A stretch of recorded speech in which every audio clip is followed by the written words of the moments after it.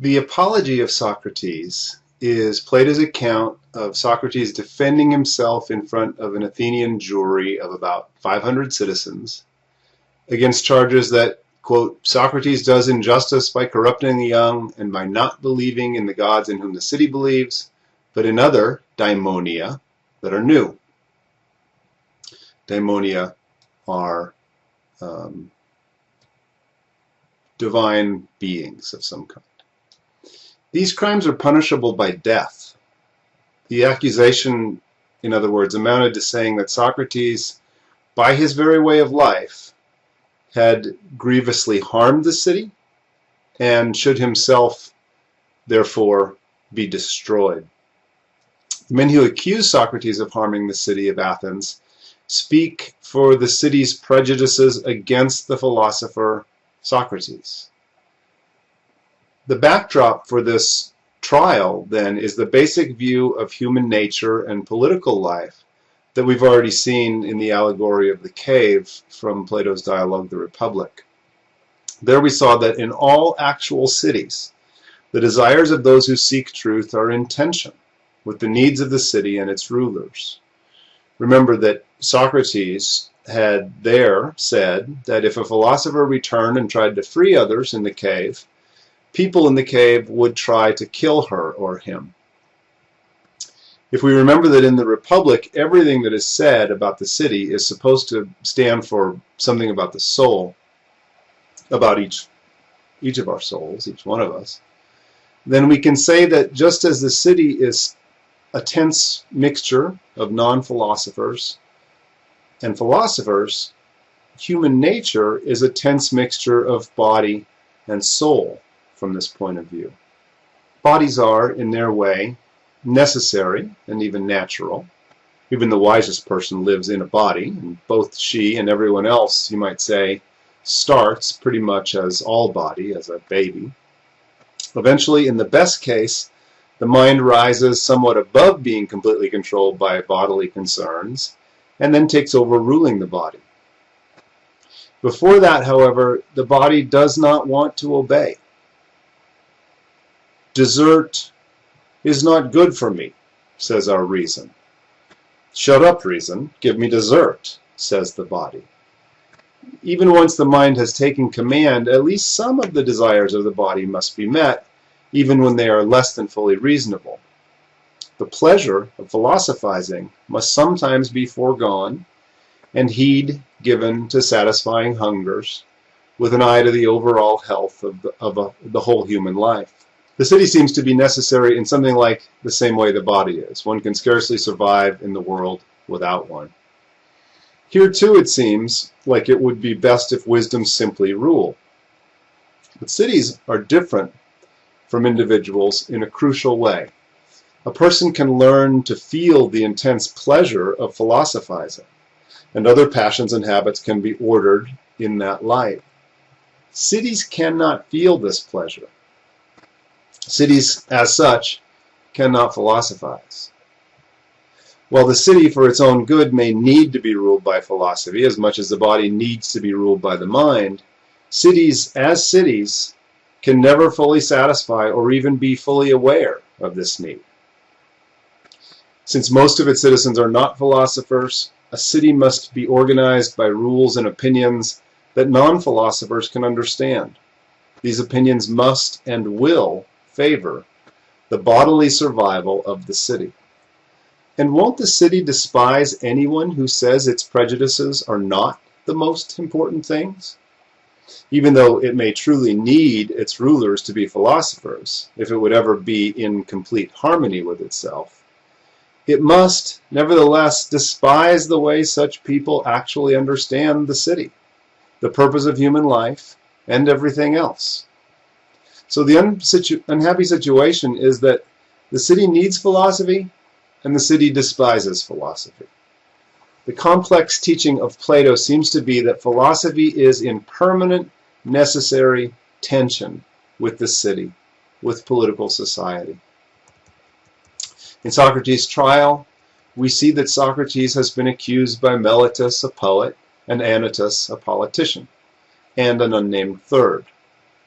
If we look to the cave, we see that poets and politicians are those carrying the artifacts, whose shadows are seen as the real things by those in the chairs, by most people. Socrates oddly begins his apology, his defense speech, by saying there are many other and more important accusers than Meletus and Anytus. Long ago, there were what he calls first accusers, who accused him of the same kinds of things. One of the first accusers seems to have been the comic poet Aristophanes, who accused Socrates of such things in his play The Clouds. You can find this later in the same book as the Apology that we're reading. But Socrates says there were many first accusers, most without names. Later, at 28a, he calls these accusers, quote, the slander and envy of the many. The first accusers seem to amount to rumors or hearsay, perhaps aggravated by Aristophanes, but far surpassing him in extent and dangerousness. It is rumors, hearsay, unquestioned common opinions that are the great danger to Socrates. People brought up with rumors accept them as facts and change them only very slowly. Notice that this makes the poet and the politician mere mouthpieces for common opinion.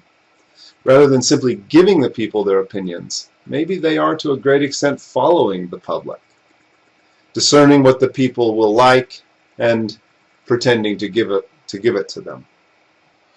Reminding us of the cave, Socrates says that defending against such rumors is like fighting with shadows. They're hard to hit, hard to hurt.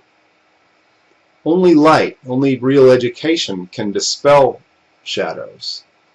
And public enlightenment is difficult. It certainly takes a lot more time than a single defense speech will allow.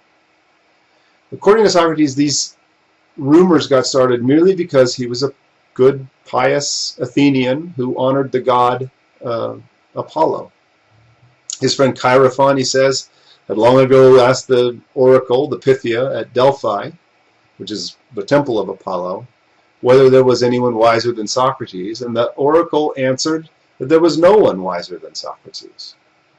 Socrates says that in obedience to the god, he had gone about trying to figure out what the oracle meant. Since many people in Athens claimed to have wisdom, and Socrates knew he didn't have it, he felt he must investigate whether or not they truly had it, in order to confirm the oracle and also gain wisdom if he could. So he asked politicians, poets, artisans, and others about what they knew. If ever it became clear in conversation that a popular man was not really wise, the embarrassment of having Socrates reveal this ignorance made Socrates, quote, hateful both to him and to many of those present. That's at 21c to d.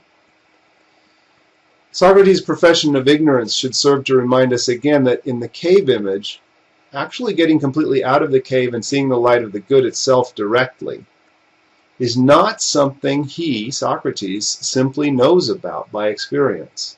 Rather, it seems to serve him as a guiding desire, or you might say maybe as a hypothesis. He doesn't seem to know about the perfect lack of shadows or opinions. And yet, Socrates does not simply claim ignorance. He knows that he knows nothing.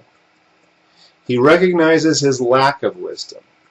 In order to recognize this, Socrates must have an idea of what true wisdom would entail. He must know what kind of knowledge he would have to have in order to satisfy his wants for wisdom. In other words, although he lacks this complete knowledge, he must know something crucial about himself. This points us to the only kind of justice that Socratic philosophy has to offer. It's rooted in self-knowledge. The core of justice is the self-knowledge of a soul that best knows what it wants and needs, but does not have it. This is a soul that is best ordered according to our human nature. This justice is by nature. Justice is a properly ordered soul. Those who believe they are wise without being so lack this crucial self-knowledge. The image makers whom the city most admires are all ignorant about themselves, about human nature, about what Socrates calls the greatest things. This means that they are also necessarily unjust in the most important sense, with regard to what is just according to our very nature.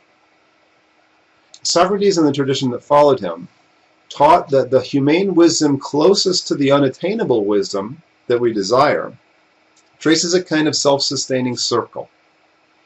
This circle is the philosophical life, and it is the very form of natural right or natural justice. The Socratic tradition taught that the core of human nature is openness to the world, hunger for it, you might say, accompanied by desire for perfect knowledge that might satisfy that hunger or close the world. This is connected to the way we experience the world through language and stories. The most consistent story about human nature will envision the closure or perfection of the world that we cannot help but desire, while at the same time acknowledging our fundamental or primal experience of openness. This is a story of the philosophical life, of the life that organizes itself around the constant search for the ultimate truth or wisdom. The very word philosophy symbolizes this story. Philo, love, Sophia, wisdom.